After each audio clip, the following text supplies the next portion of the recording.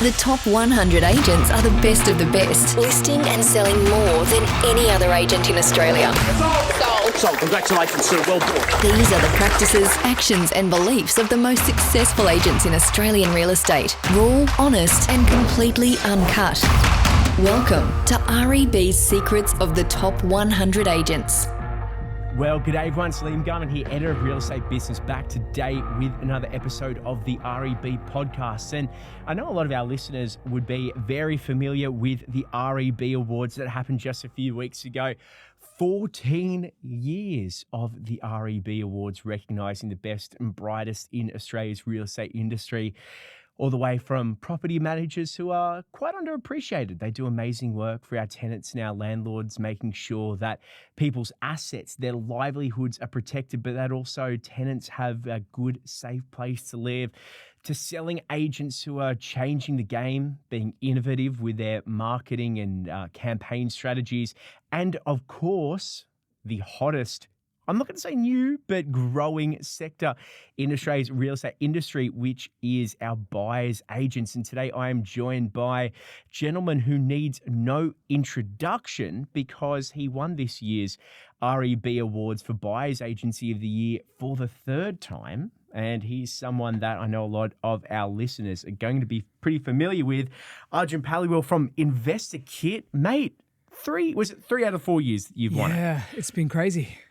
I every time I speak to a member of your team, all the SEALs, you guys are winning everything at the moment. Oh, it's been special. We had commercial innovative finalists of the year, then we had residential winners of the most innovative buyers agency, and then recently 3 out of the 4 for buyers agency of the year, 2023, 24, and then 26. So never been done before, but extremely grateful and humbled to get the win. And I'm going to guess a lot of people listening to this podcast will be quite familiar with InvestorKit because you really drove home quite early on buying outside of your backyard. You know, just don't buy in your backyard, go into other states, go into regional areas. So you got quite a lot of touch points with real estate professionals up and down the country.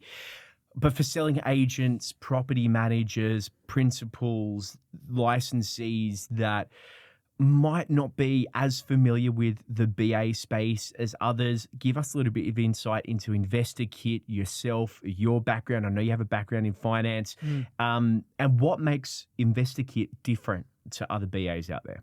Absolutely. So firstly, I'll take you back to my background. I'm from a banking and finance background, was ex-CBA, and during that time, building a portfolio was not very common, right? I kicked off banking in 2011 and had worked through multiple branch manager roles. The fortunate part of being a branch manager is loans are always coming by your desk. So you're seeing positions, you're seeing properties being purchased, you're seeing lending. So to have in my teens and early 20s exposure to lending to that level that I had was wild. Then at the same time, not just lending, but financial management, banking accounts, savings accounts, financial planners, business banking, all that and more. So when you go through that exposure, you consider this road and do one of two things. You can sit there and go, that's just my job. It is what it is. Next, please. May I help you? Move on. Or you can go, wait, how did you do that? How come you did that? Wow, I heard that you lost all of this money. Yeah. How? Why? What do you reckon? Curiosity is the maker of successful people. Like it doesn't start from your skill, your attitude, your confidence, your belief, your manifestation. It just starts from curiosity. You realizing you don't know everything and you're trying to learn more. As soon as you do that, it's a start for everything. That kicked off my journey to investing. As investing went on, I realized a couple of things. Firstly, I'd used buyer's agents and realized what they didn't do. They weren't data driven. They were what's cheap, what's high yielding, what hasn't grown a lot. Very simplistic formula. Then it was off the plan, all these different things. It was just one day this place may go up. So again, hopium, affordability, two very broad strategies. Even though borderless had started, that was kind of the core mistake. So Hopium? Hopium. So just the hopium drug, right? Yeah, so it's the drug of hope, right? Yep. And so the main thing here is I'd been in an environment that if curiosity was in your way you operated, you could get a lot out of it. And then secondly, I'd use professionals that weren't as data-driven, and that helped me understand that something's missing. Now, fast forward beyond the banking to starting InvestorKit. That's where really InvestorKit started. It was realizing what could be done, I had actually, before InvestorKit started, my wife and I already had purchased 9 properties and over $3 million portfolio in our early 20s. So and I really want to point that out, because many buyers agents today build portfolios, but they build it using business income. They build it after they built the business. Yeah. And so I want to go back to pre-business, pre-being in my 30s, pre-having super, super high incomes. It was high, it wasn't small by any means, but the main thing I was trying to say is my managers, and my, colleagues that had been there for many more years, earning much more than I did, and in more senior roles, and earning for longer and saving for longer, were coming to me as I'd quit during my notice period to start InvestorKit and going, how did you do that? How did that happen? So really quickly, that's the backstory. I realized that whether you earned more, whether you're in the right banking positions, whether you're in the right finance field, if you lacked curiosity, if you followed poor strategies, and if you didn't take action, and if you didn't have the right data, you won't be as far as you could. And that was the maker of InvestorKit. Now you fast forward from InvestorKit to today, and you look at it and going, well, who are we? What do we do? We're a property advisory. And we're a property advisory that builds portfolios where buying property is just a part of it. Whereas far too often, too many buyer's agents are focused on that thing. Buyer's agent, buy property. And so when it comes to building portfolios, what's come to life has been strategies that build portfolios where we reverse engineer the end goal that a client's wanting to reach, and we figure out the number of properties needed. And we map out typically 3 scenarios: worst, middle, best. What is the worst case being the least amount of properties held for the longest you need to get to your goal? What is the middle being, with a bit of, interesting engineering, how can we get there further or faster? Then the final being the best is, how do we really go and consolidate properties, change from residential to commercial, buy aggressively, high loan to value ratios, high growth rates, then constant equity pools off to the next, after the next. Financial management being save this much instead of this much and really take it to new heights and get you the highest. So then what is being built here isn't a buyer's agency. We fit into that category because that is the category that exists known to the consumer, but we're a property advisor, and that's our biggest difference. We're starting with strategy, we move to our data, we move to buying properties with the right level of due diligence, and we're doing it from an experience that was very much modeled like the private banker. The private banking industry was, you sat on the boardroom table when I was in CBA, and you had a team of 5 around you. It was the private banking associate. All your everyday banking is handled by them. It was the private banker. All your lending was handled by them. It was the private wealth advisory. It was all your wealth building through shares and unique managed funds handled by them. It was your private insurance specialist, the person who protects your family's future and your life, by them. And there was the executive manager, the person who just wants to make sure everything is crisp, smooth, networking, fancy schmancy, bit of dinners here, lunches here, networking events here. You will feel $1 million. That was the 5-to-1 client ratio. And what we did in InvestorKit is, before anyone else tried, before anyone else could, and if anyone else tries to today, it's just too expensive to replicate. Absolutely. Right? It's millions and millions of dollars in expenses each year to replicate that at scale, because what ends up happening is you're getting niche private advisory, specialists in each role, where you could grab the most active buyer's agent individually in this country, and they wouldn't do as many deals as my individual buying specialist does. Because why? They just live and breathe buying. That's the power of segmentation. The person who handles contracts, settlements, exchanges, no one's spoken to more property managers, pest and building inspectors, lawyers, deposit payments than they have. No one's seen more things that could go wrong that aren't in your control that they have to go and fix up and help you with. No one's seen as many settlements go through as they have, other than if you're the lawyer doing all those settlements.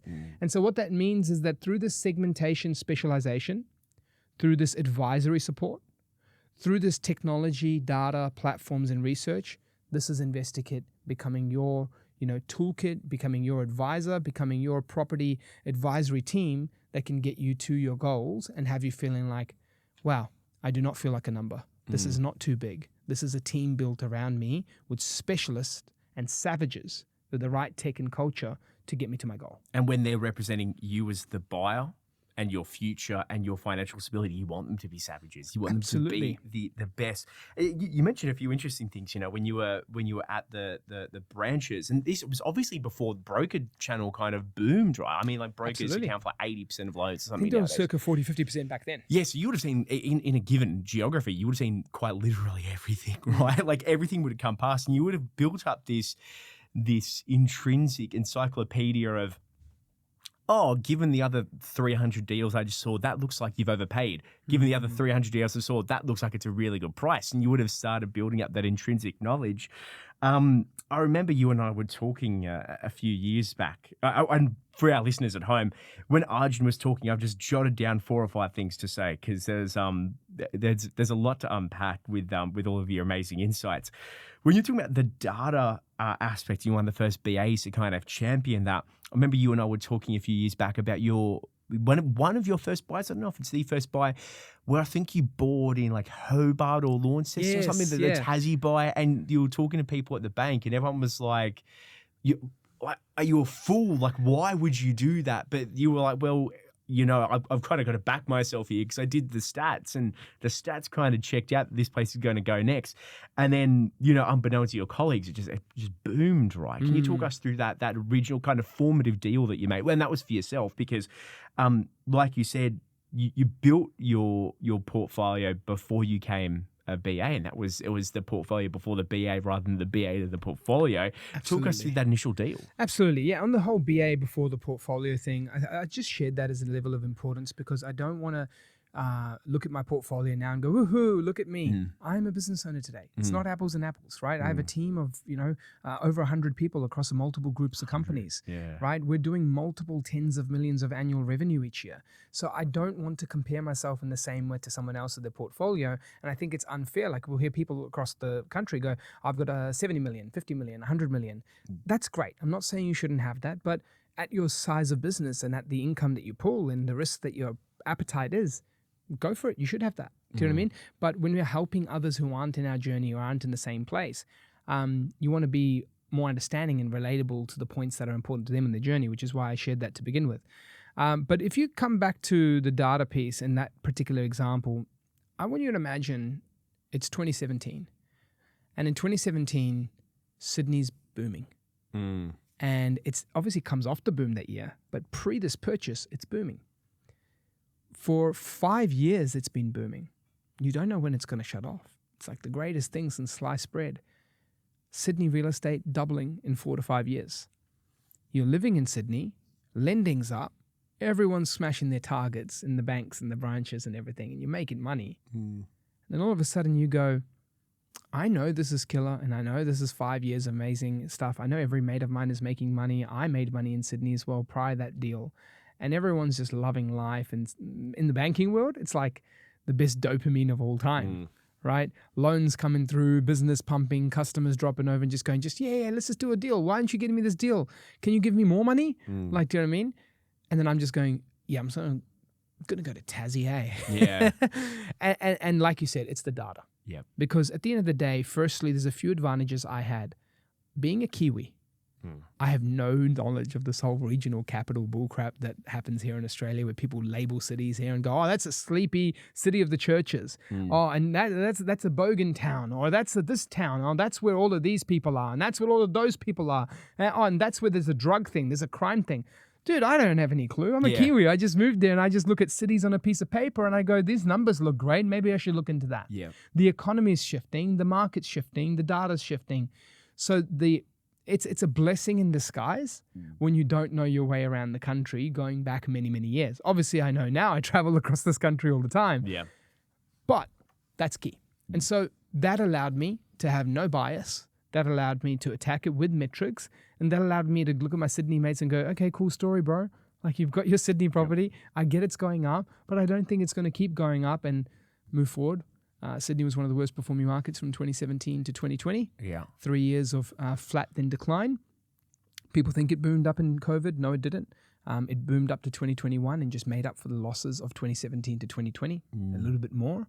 2022 to 2024 was pretty flat and average. It went zigzag, down, interest rates went up, back up again and recovered.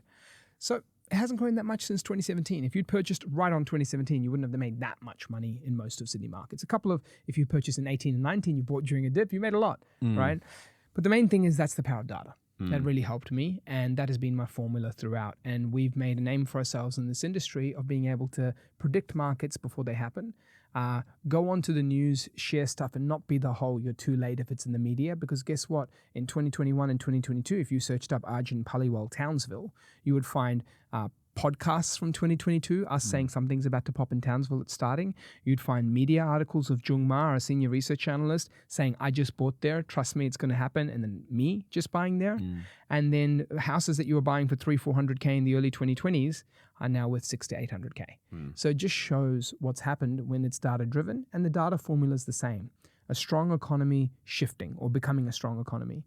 We're seeing market pressure, which is basically the simplest way to put it is more people buying it faster, less discounts are being given, less properties available for sale, less properties available for rents, auctions passing in far less, not as much building activity. And then at the same time, what's happening is there's not as much stock online, not just listings, but in proportion to how much houses there are in the area. So that's stock on market. And then all of these indicators come together is what we define market pressure. And then the price in which you can pay, the rent in which you can command is how easy it is to hold. But there has never been a time, and this is my favorite thing to say, there has never been a time in Australian history where market pressure was high and prices did not grow. And same if you flip it, there's never been a time in Australian history where market pressure was all weak and prices did grow. So if you know something cannot happen without that other thing, search for it, seek it out, show me it, because then that's data driven. Then if you want to now overlay that's data driven, now's the advisory piece. What's the portfolio plan? How many do you need? How many are you trying to get into your portfolio? How old are you? What's your risk appetite? What's your income? That's property advisory. Then if you go one step later on, it's due diligence. Now you got the deal. Don't overpay. Don't buy the dud. Don't buy the lemon. Do your checks.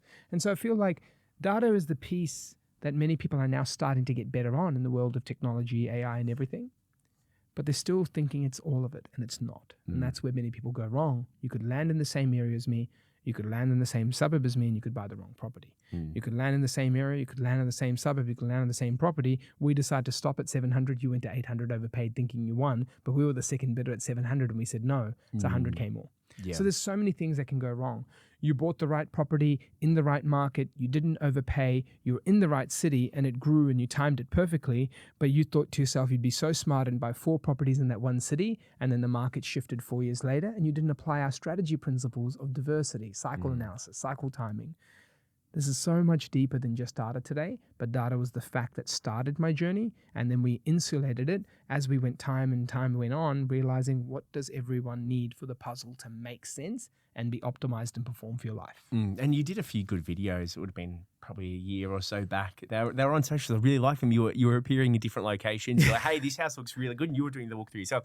You're like, hey, this house looks really good. And then it turns around, there's like a bus stop out the front. And you're like, hey, these are things that, especially when you're working with a buyer's agent, this asset class, this postcode, it all stacks up, and then just turn the camera the other way and you might be buying a dud. Now, for our listeners on the REB podcast, I always give just a quick theme of what we're going to be talking about. I feel like we just dive straight into the podcast, but it makes it a little bit easier so we're all following the same track. So today I'm going to be asking Arjun about what separates InvestorKit, and we've already been talking about it, and his own methodology and what makes an elite buyer's agent and what separates InvestorKit from the others. And we're going to be touching on methodology, which we've already addressed, culture, tech, adaptability, and building a future-proof property advisory business. We've kind of touched on a little bit, but I want to get some insights. It seems like nowadays every farmer and his mum's becoming a buyer's agent. Every farmer and his mum's becoming a buyer's agent. And you said something which was super interesting before, which is, and I know I've highlighted it once, but I think it's really important to get into it because it is a very important distinction. You built your portfolio, then became a BA. The second time I've said this now, but it is an important distinction because being the editor of Real Estate Business and Smart Property Investment, I get so many people reach out to me. They do the course, which is fine, and that's all good. And then they think that they can become a part-time buyer's agent and they contact us, and I look at their background, and I'm like, well, do you even have a portfolio? Like, have you ever been in the property game? And now suddenly you're offering these insights and this advice to hardworking Aussies, having never done it yourself. And, if your principles ultimately were that good, well, then you would be worth millions. So I'd love to get some insights, because there are going to be a lot of people listening to this podcast that might be, hey, I'm thinking about using a BA for the first time, or I don't know which BA to use. I hear great things, I hear bad things. What separates elite buyers agents like InvestorKit from those who are maybe they're all smoke? Yeah, it's a really good question. Firstly, I want to answer it with a bit of humility to say that if you wind the clock back 7 years ago, sure, I had my banking background. I mean, 8 years now. If you wind back the clock 8 years ago, sure, I had my banking background. Sure, I'd built a portfolio, and sure, I'd had some battle scars, learnings, experiences, data, master's degrees, all that sort of stuff. But I was once new. So I'm not going to be one of those old timers in the industry that 8 years on and just goes, oh, back in my day, or these new folks coming in. But I do think there's a big problem, right? And so when you've got that big problem happening, as a consumer, you're going to be finding it harder and harder and harder to try and find that separation. And so this is where you're going to be told opposing thoughts. If you're going to go to the new person, they're going to tell you don't go to the big folks. If you're going to go to the big folks, they're going to tell you we're the best. And this is what we've had. If you avoid the big folks, you avoid the new people, and you just look at online, the person, you're going to go by who sounds nice, who looks and feels like you, who talks like you, has a background story like you. Or you're going to do the same and seek out inspiration, who has 50 million, 100 million, 125 million. These are all the wrong ways to look after it. If you look at inspiration is a sure way to fail, because like that point I said, I can talk about my 20 million plus in assets. I can talk about the millions I make each year. But who am I doing that for? Like, if you're a business owner and you see what I'm doing with my business and you see what I'm doing with my portfolio, we can relate and connect. And then that's not inspiration, that's relatability. But me talking about my portfolio all the time and using that as a sales thing is not like going to help a lot of people. What's going to help people is the real data, the real facts, the real figures, the real insights, so they can make informed decisions, not inspirational decisions. So that's the first thing. Kill inspiration, because in every part of life we use inspiration. You want to be which team do you want to follow in sports? You look at the team that you love, or the story that you love, or the athlete that you love. There's inspiration. You go through the best chess. You want to be better at chess? You look at the best chess player and you're in inspiration. You have an actor or an actress that you really like, and you like a movie a little bit more, even if it sucked. Just because of inspiration. So we've got to actually try and kill that. Investing is dollars and cents. It's not inspiration. So move my 20 million portfolio, move all that stuff, move it to the side. Just focus on the facts, the figures, the numbers, and that. All right, that's one crushed. Now you go away from inspiration and you go to the small versus big. This is a big issue happening right now in the industry. I want to explain it from my side. Because when you're looking to the new buyer's agent coming in, there's this feeling that you think, and this is the thought that many people get wrong. You think that if I go to the new, it's a mate. My mate's going to look after me. Okay. What's the second feeling? I think I'm going to go to the new, I'm dealing directly with the founder. I'm going to go to the new or the small, and I'm dealing with someone who's going to be so caring about me. I can tell you right now that if that was the best option, I just would have stayed there. Why would I have grown? People don't recognize, and people in business do recognize this, but majority of people aren't in business. Majority of people aren't running multiple, employee or 8-figure companies and 9-figure companies and all that sort of stuff. So let me tell you what's happening. When you start scaling a business, the ups and downs that you have in the years of profits are very different. You can be far more profitable, far more lean. And this is why in the real estate sales world, some of the highest earners aren't the biggest agencies. They're the superstars who build a micro team around them and they own an area. So as a result, the thing isn't like, if you're thinking money is the driver, it's not. If you wanted more money, I would just stay small, super, super small. Sure, one day when you have a successful business, it could turn out very successful and that works. That can drive and help and support. But that's 8 years of eating crap before that even happens. So if I wanted that, people actually don't realize the math is that if you just stayed super lean and did 7 years of high margins but low profits as an overall, it could beat the zigzags of that bigger profit business. So why I'm sharing this, I'm like, I just want to pull the dynamic of the reasons why someone would scale if they genuinely did it for the right reasons. Because there are people who can scale and be super profitable. Volume, throw it out, standards drop, culture drops, performance drops. They start buying the wrong assets, the wrong areas, the wrong cycle, the wrong timing. But that's not for us. What we did is I realized when I was the smaller buyers agency, this was what was happening. I had more and more people tell other people. I had more and more people come back. That's a natural part of business. People can say what they want about Well, it's a natural part of business if you do it well. Absolutely. Yeah. Now, people can say what they want and say, I turn around people, I turn off people. No, you don't. Anyone saying that is not telling the truth. You don't. Because when a new customer comes in and you can genuinely help them, if you're turning around people, you're not truly passionate about helping people the way you say you are. And you're also not truly living up to a mission or a vision of impacting people's lives to the level that you want. If you could help more Aussies, you would, right? So my whole thing was, I realized that I was becoming the founder on the phone call. Then I'd look at my phone and realize I just had a call with someone, 20 missed calls. I better get back to those agents. Then I got back to the agents and I look and I'm like, oh my God, I got 100 emails to do. I get back to the 100 emails. Then I go, oh, hold on a minute. I got a whole bunch of presentations to make. Then I present the properties. Then I conduct the due diligence. Then I go on the flight and I go and visit the site. Then I go on the ground, meet the person.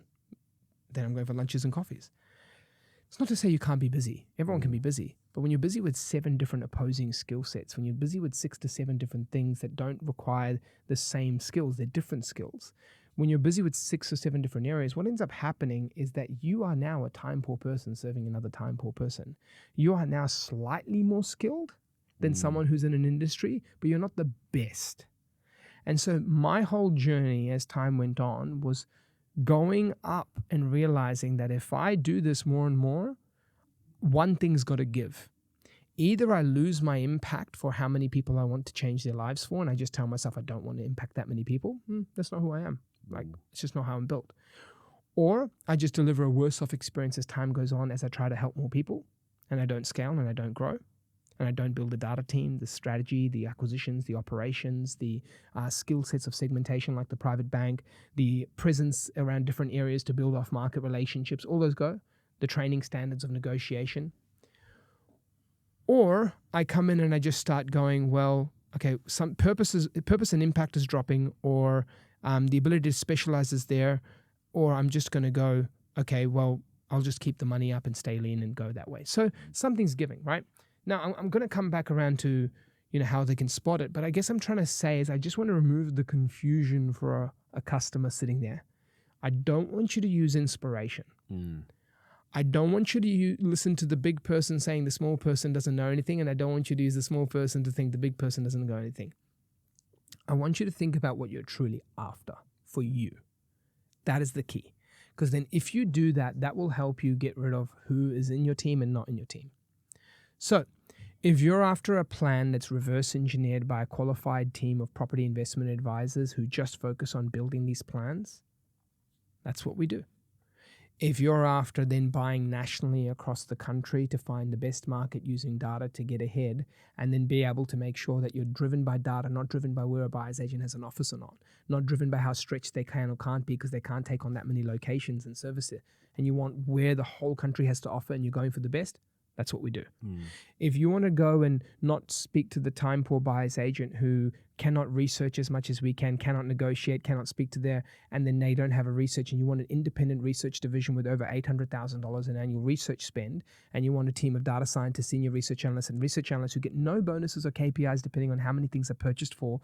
No, they don't get any of that. They're independent researchers. Like, they tell the acquisitions team, you cannot buy here. The acquisitions team then follows.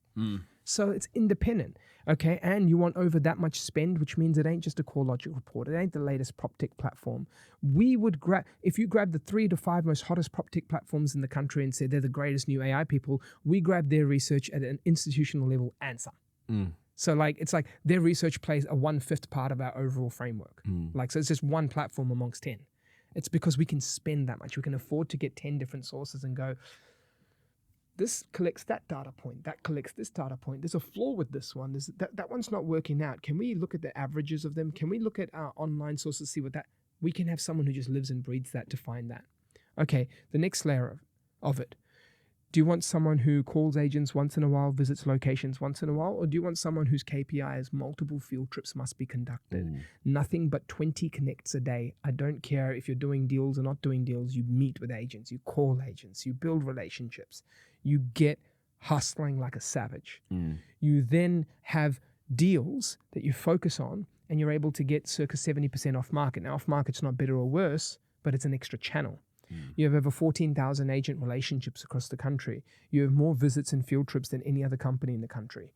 You have more off markets being sourced and more having a rejection rate of 95% due to a due diligence that if you do not follow, you'll have warnings, terminations, and be let go. Standards build your success as a buyer, not just someone saying they have a checklist. It's like, what's the consequences if they don't follow it, right? Then from that perspective, are you being presented just the email that says this is a good deal, a phone call that says trust me, bro?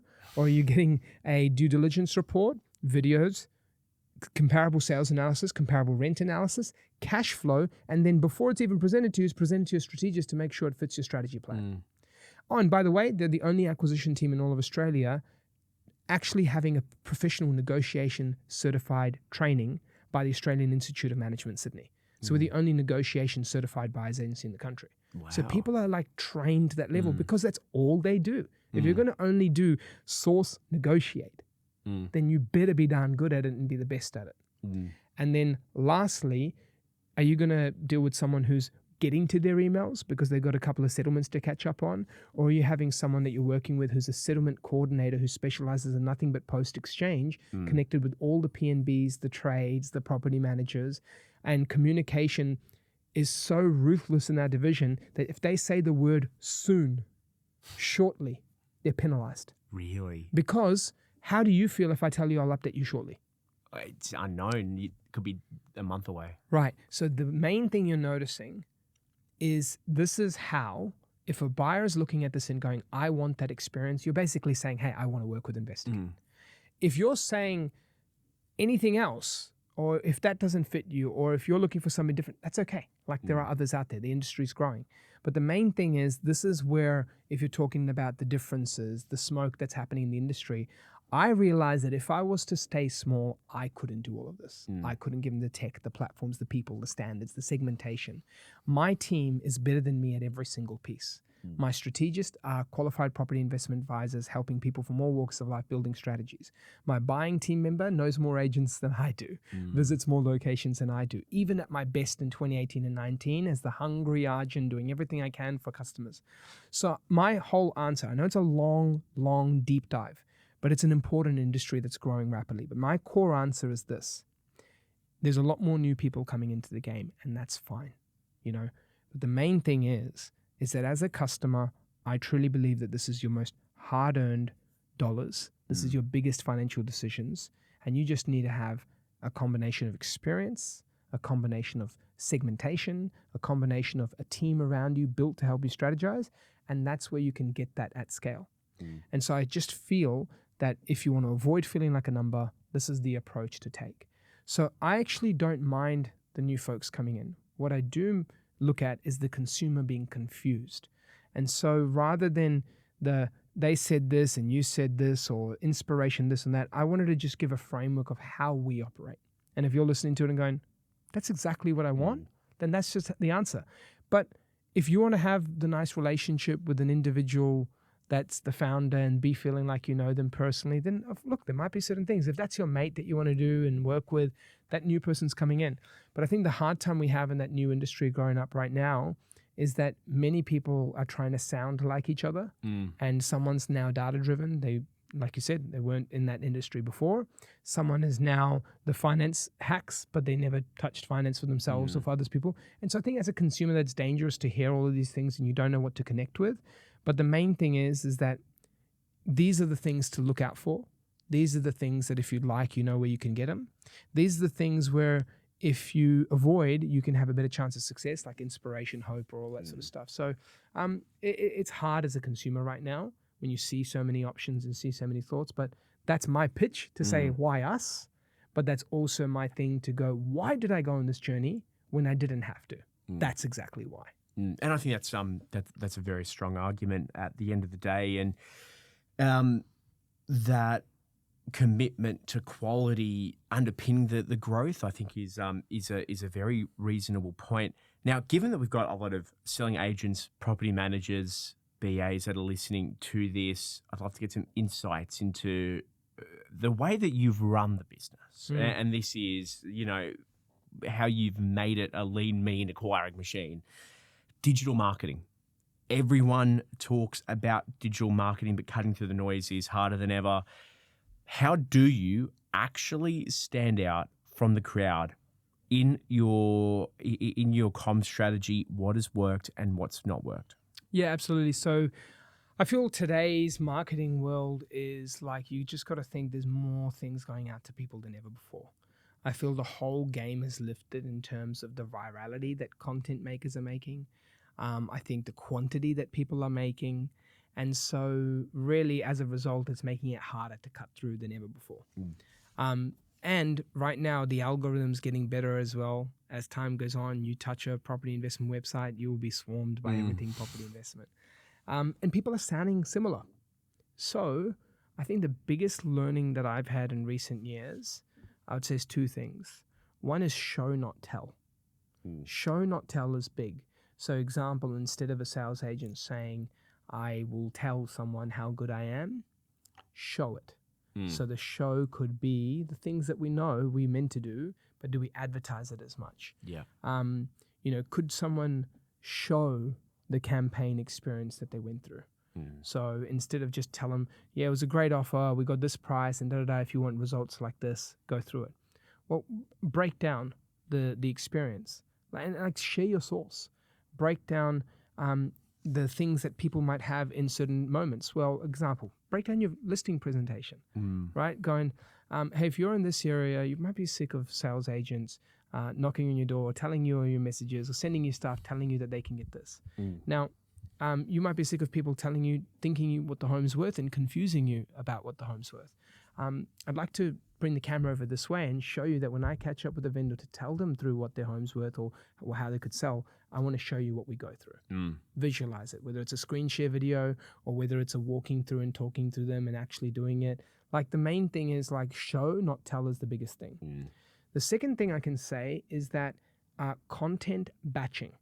So for example, someone will hold a webinar. Someone will have a podcast. Someone will have a day of filming once a month. What ends up happening is that they'd use the day of filming once a month and they do all this other content. But they don't use that content that they've already done, whether it be talk on stage, go and do a podcast, go and do a webinar. They don't go and do these things in bulk for the purpose of ads. We have hundreds of ads running at any one time. And it's not because I went in and said to myself, I'm going to film ads. It's because I'm producing so much content in many other areas. We want to cut and grab the things that will help someone. Now, people think this funnel structure of top, middle, bottom is how it works. No, it's basically getting enough different ways to help someone, show, not tell. It's getting enough case studies of different demographics and profiles. It's getting enough insights on how to research, showing how you research. It's giving enough insights on locations. It's giving enough moments on podcasts of things, and then letting people decide if they are attracted to your messaging or not. What most people are doing is they're putting ads up there and then going, this person's going to download my thingy, and then they're going to next watch the next video, and then they're going to come down and do that. That used to work back in the days, but really right now what it is about, I don't know what may interest you. I don't know what you may think is valuable. I don't genuinely know if my lead magnet I made is very helpful to you. I don't know if you care or think that I'm intelligent, smart, or helpful. I don't know if you think my customer story that you think you care about. So you see how many times I mention the word I don't know? Too many people think that they're gurus in marketing, even agencies out there, and they think they know. There is no, you don't know. What I do know is that I'm going to put enough volume of different things out there. and you, with enough spend, you would have seen enough of my things.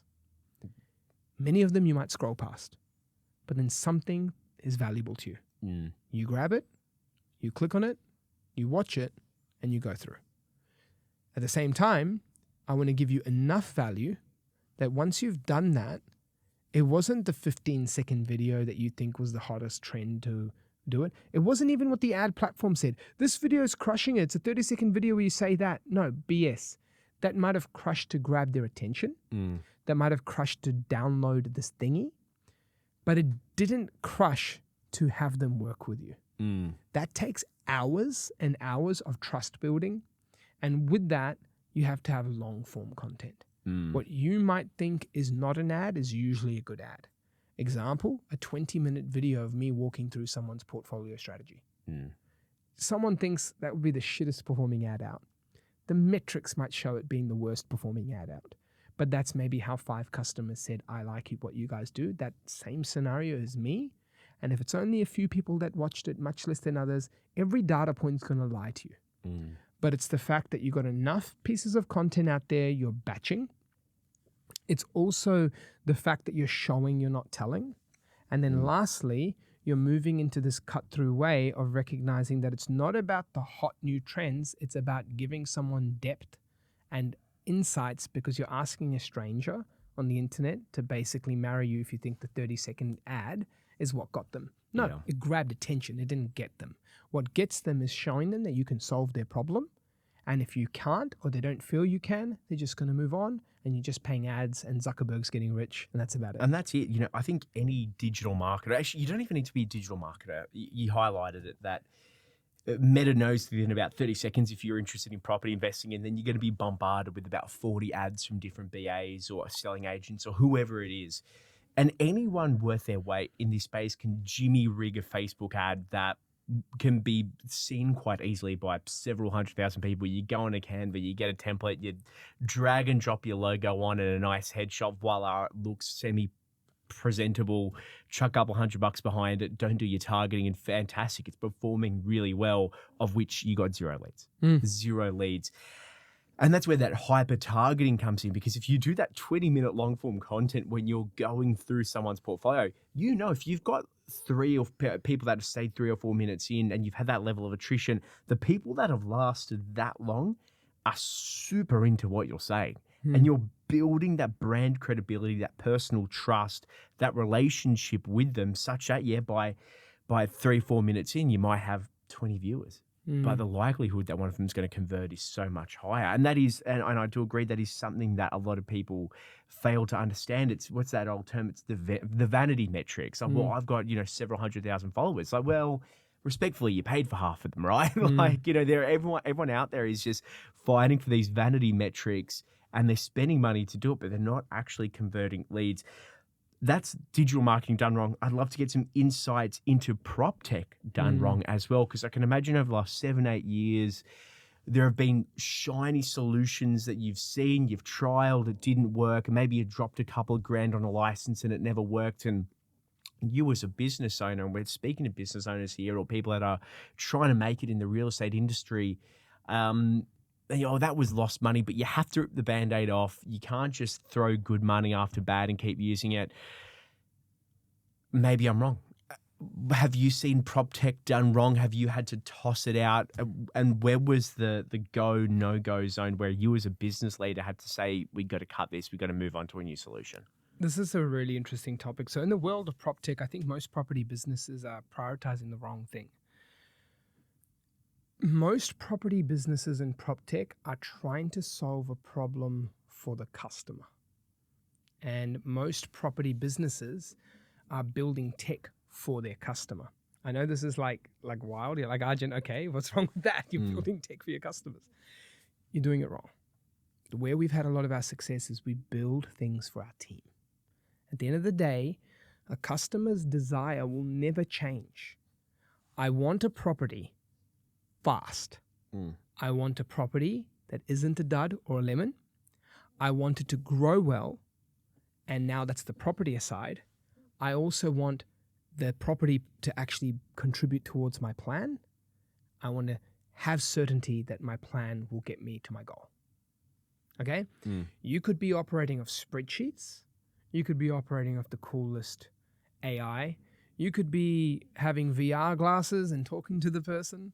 You could be having, I just vibe coded this crap. You could be talking about my algorithm has 5 billion data points.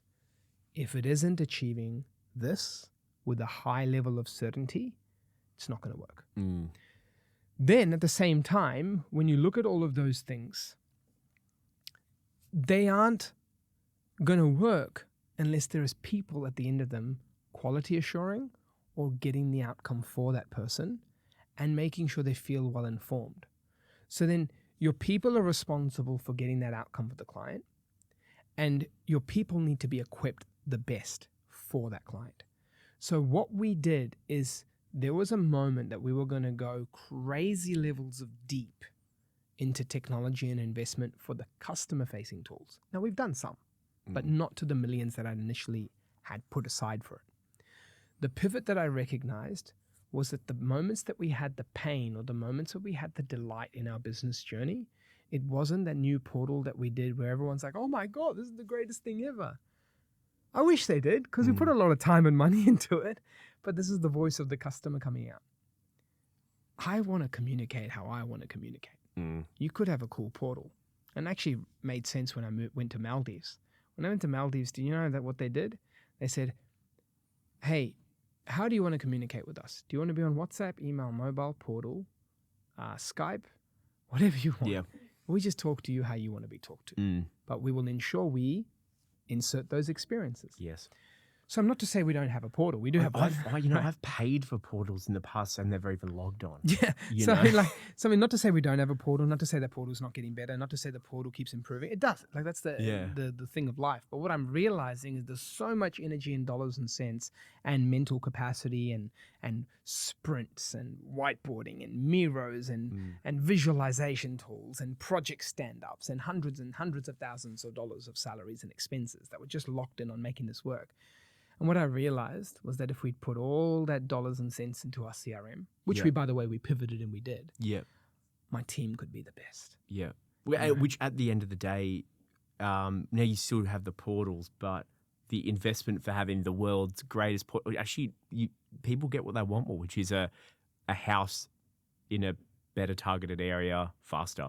Absolutely. Right. Then instead of going, hey, here's this cool new this thing for a customer for this new research platform that the customer can play around with. Instead, what did I do? Keep improving the research for my team. Instead, what I do is improve the depth of sources of data for our team so we could make better predictions. So I think this new world of technology and prop tech and everything available, it's a great direction. Property needs that.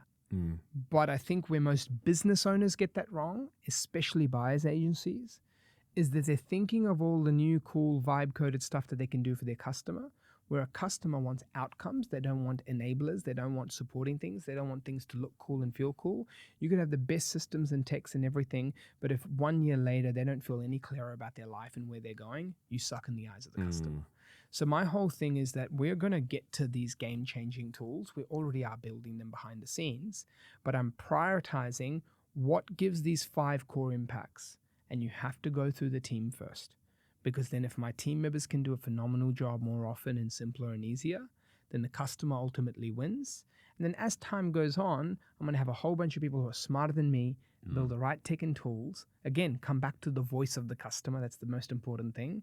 And that's why we collect so much NPS and surveys and feedback. And then we'll get better. So I think PropTech can do all the cool stuff. They can sound like the coolest things. You can have ads pop up in your face. You can, as a consumer, I think you're just going to still have the same problem. Whether you had paralysis analysis PropTechs, you had it with magazines. You now have paralysis analysis with podcasts. You then have paralysis analysis with news articles and headlines. And you're just now getting paralysis analysis with PropTech. So the human psychology doesn't change. You're just going to get overwhelmed with a lot more info, a lot more cool things to say. It's like right now, the GPT and the AI era. You could follow, there's literally Instagram pages making money from ads now, or making money just from literally tracking new AI things that release. Just shows you how much news coming out. So of course you've got to stay up with the times. Of course you've got to get more educated. But the fact that there's infinitely more noise today is the same things that are going to cause the customer the same issue as going back to the eras of like newspapers and everything. No, not going to stop.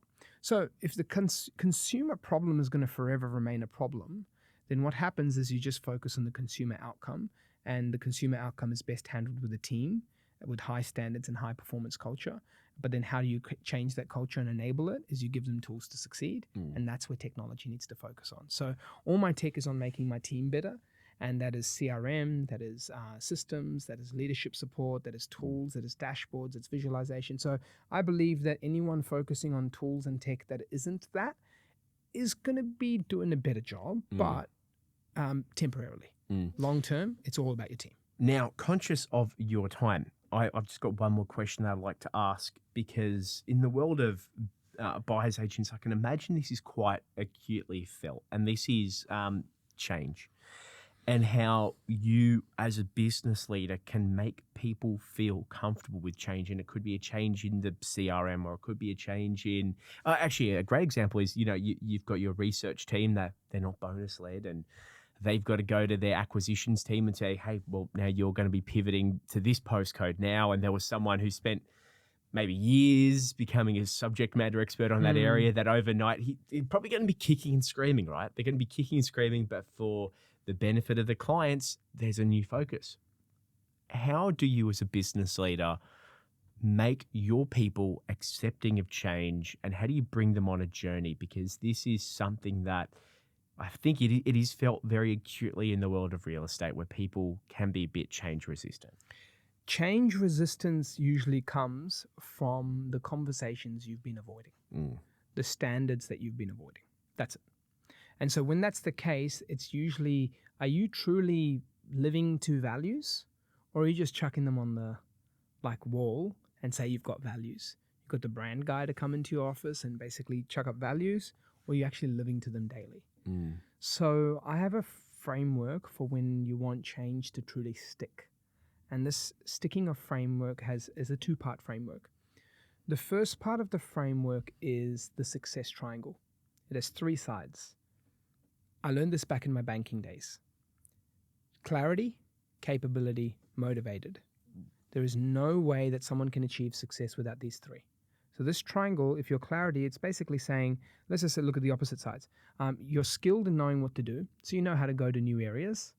You're motivated to go to new areas, but you're not clear as to why, how come, and you're just like, yeah, I want to do more deals. I'm capable of buying anywhere, but why are we moving?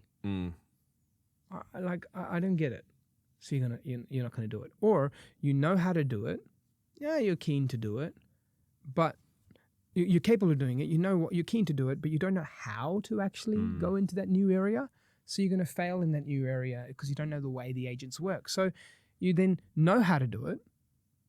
You're skilled to do it, but you're a bad fit for the culture and you're not keen to do it. You go, I don't care. The customer isn't, this is my bills are from doing deals, not from serving that, which customer wants where, what the data says. I don't care what the research did. So now you're not motivated, but you know how to do it and you're capable of doing it. Or you know how to do it. Yes, boss, let's move. Research team, thank you for the new suburbs. Wait, how do I buy in this new area? The steps, but you're not skilled enough. You can't buy in that area. It's too hard. You're not capable. So firstly, you got to find where's missing, and you got to just nail that. Too many people just say, I just communicated it. You're meant to be doing that. Dictatorship doesn't work. You find the skill and you solve it. You find it's a clarity, a motivation, and capability. Now you move to part 2 of the framework. You've just made a change, and my 3 parts here are visibility, routine, and then influence. And influence comes in from admiration, support, or consequence. So visibility, you've made a new change, new areas have come up. And you need to know how often people are buying there. So if you just said tomorrow, Brisbane is a great area to buy in, and visibility needs to happen. You can stop it going, the research team said Brisbane to buy in, we now buy in there, and we stop buying in Melbourne, as an example. Okay, let's just say that's happened. Well, what if people aren't actually stopping in Melbourne? What if people have stopped in Melbourne but aren't buying in Brisbane? Yep. What is your visibility? Saying something and seeing it happen are two different things. Example, EAs can give your leader reports.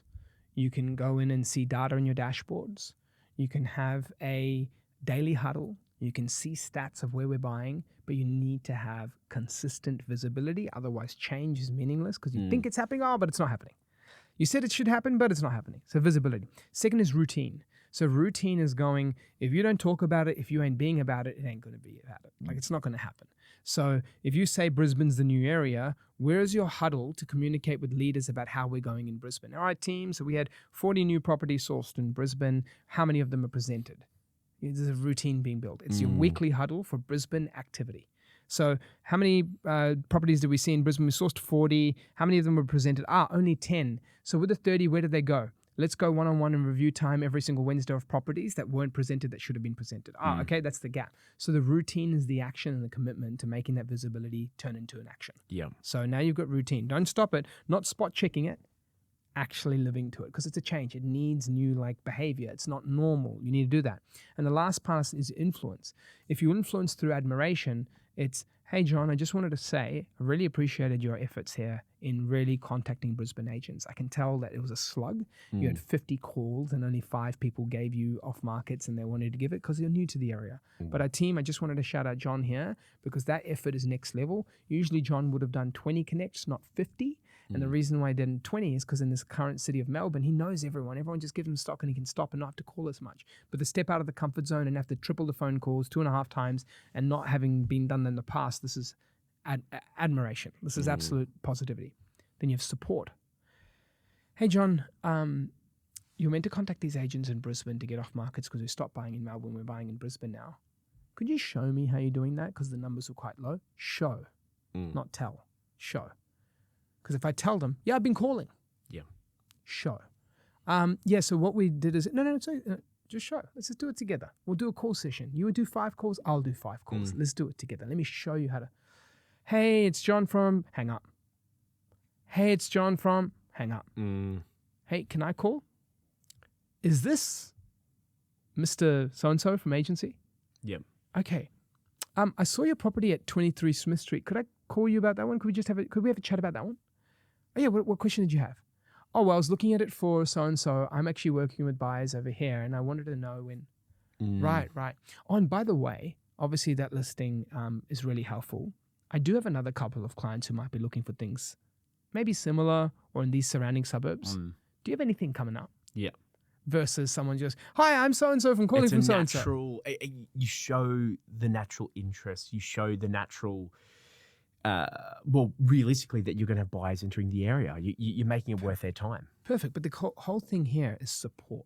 Yeah. Too many leaders tell change, dictate change. Show them. Yep. Most leaders should not be leading unless they have a capability to do something at least once. Themselves. Once. Yeah. Team members are leverage. Team members are not meant to be, leaders shouldn't be, I can't do it. Every leader, in my opinion, should be able to do it. But it's I just can't do it 1,000 times. That's why we have a team. I just can't do it 20 times to 20 clients and 20 agents and maintain them all. But you should be able to do it. Look, you might have been a leader from a different industry and you're coming to a new industry. That's okay. First thing you should do is learn how to do it. Yeah. It's the best way to teach. It's the best way to see the gaps, the efficiencies, the fresh goggles, the fresh eyes to go, why do you guys do it in that way? I know I'm not from this industry, but it feels a bit clunky. I could do it in 2 steps. I just did it and it worked. Why are we? Okay, so support. And then the last part is consequence. I have a funny example I shared with one of our leaders recently on consequence. I promise you, this example, please find the funny side of it. Don't be like, what the hell? Yeah, I'm getting a bit worried now. If there's a country out there where people defecate on the streets. Yep. Okay. Yep. And it could be anywhere. It could be in a part of Asia, or it could be in a part of another continent, wherever, right? Now, let's just say they do that. If you put a law tomorrow and say that you can't do that anymore, they might still do that. Yeah. Hey, do you remember when they said you couldn't smoke in pubs and nightclubs and stuff? Yeah, and people still did it. Oh, mate, it didn't stop for years. Let's think about that. There's something deeper there because you're influencing change, right? Yeah. So firstly, people are looking for a few things. Well, if I'm to make a change and do something, am I going to get consequences or am I told? hey, you can't smoke in there, or do you get jailed? Yeah. Or do you get fined? Yeah. Yeah. Or do you get terminated? Yeah. Or do you lose your job? Or do you lose your license? Yeah. Consequences, shift behaviors. Alternatively, support. If you have a government, and I know I'm getting political, but if you have a government and then that, defecation piece, if a government built portaloos and toilets wherever you went, if the government had the streets that were clean, if the government helped reduce the poverty line, if the government was helping and not having bribery and not having issues, if the government taxed but did tax heavily but used it back heavily, or didn't tax heavily and kept capital flowing and still supported where they could. If the government did a lot of their part, most of those countries around the world where you see the government do a fair bit, or you see a country built like crazy, or you see hard, things happening and people are scared to break the rules, it's a combination of the support I got given, the consequences that exist, but also the admiration for when you do things right. Yep. Hey, we wanted to, say thank you to our citizens for keeping this place clean. Yeah. We have some of the best beaches in the world because of so-and-so. We have the best thing. Did you know that, we have, Australians have, stopped this many deaths and this many this from not smoking this and not drinking this, like whatever it is. But the main thing I'm trying to say is consequences are a real thing. Like how many people are throwing, chewing gum on the side of the streets in Singapore, right? Not a lot, right? How many people are doing some funky stuff in Dubai? Not a lot. Right? So I guess the main thing is that these consequences can lead to certain things, but you can't punish, not support, and take from someone. Yeah. And not admire someone, not give them when they're doing something good. And then that's when compliance becomes low. So if you want the key to change, it's doing these things, constantly having visibility, having a routine, having admiration, having support, show, not tell, and then actually having consequences in place. And that's standards. And so that will equal change in a forever fast changing business. And then what will end up happening is some team members will go, all right, bring it on. And then some team members will go, no, I don't think it's fair to drop this location. I don't think it's not. And frankly speaking, the level of volume that you have that occur, the level of volume in which that is accepted is the standards that you have in your company. Yeah. And so, unfortunately, for that person, they won't be on our team. And that's the ruthless that you have to carry as a leader, because you're not doing it for that team member. The team member will win in a system when they follow values. One of our values is diligence, and then the other value is humility. So if you're humble, that you're here to serve customers, and that wherever the data says go. And then if you have diligence to go that the data team is onto something and I'm going to get it right, then you are doing things in line with our values. Well, if you trust the process, you should want to be the first person on the patch. Absolutely. If you uncover, postcode 999 and you're like, well, no one else has touched this. Because, at the end of the day, you guys want the first mover advantage into an area. 100%, you right? want to be the first BA on the ground knocking on the doors. And what will that team member get? Remember, we have to come back to that model of if there's consequences, like that ruthless, what do they get? Well, they get the support and the admiration. Absolutely. Yeah. So this is how we do that. We want to make sure that our customers achieve so much success that whenever you're a buying team member and you look at your pipeline to clients to buy for, you never have a shortage. That's my goal. Because then it's people repeating and people telling their friends. And so you look at the buying team member, yes, you moved cities, but you have an abundance of clients ready to go and they want to be served and they want to be served right. Yeah. Number two is if you had a goal of making 100K and the next year you want to make a goal of 200 and the next year you want to make 300 and the next year you want to make 400, this is the environment you can do it. I'll prove to you there are people doing it in our company and they are doing it, following our values, following the way we do it. Do you want to be there? You can. Okay, cool. That's the support. That's the system. Hey, you will be rewarded. You will be respected. You will be shouted out. You will be called out. You will be given gifts. You will be given surprises. There will be incentives. There will be growth. There will be personal growth, professional growth, financial growth. So there will be admiration. Yeah. So the thing is, I can have that consequence because for the right person, I will give the support, the admiration. And so the key here is that is how you truly manage change in businesses. And even with all of that, it's important to note you won't get it perfect.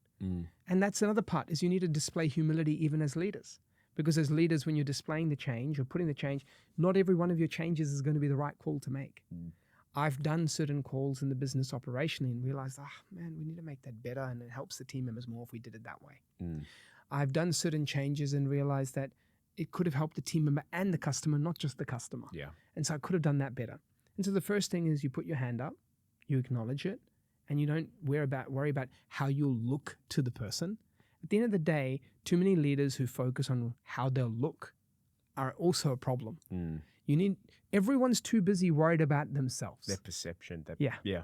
So if the other person's worried about themselves too, do you think they're worried about you? Don't care about how you look to your team member. Too many people put that like, oh, you've got to look like this and be like this, and you can't be wrong and you can't be right, and you've got to earn the respect. No, the respect is just through delivery.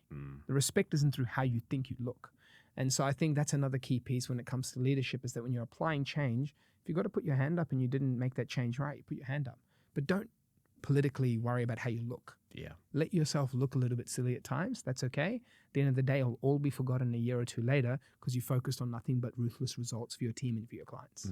That's it. Absolutely. And on that note, we're going to have to wrap up. Thank you so much for your time, Arjun.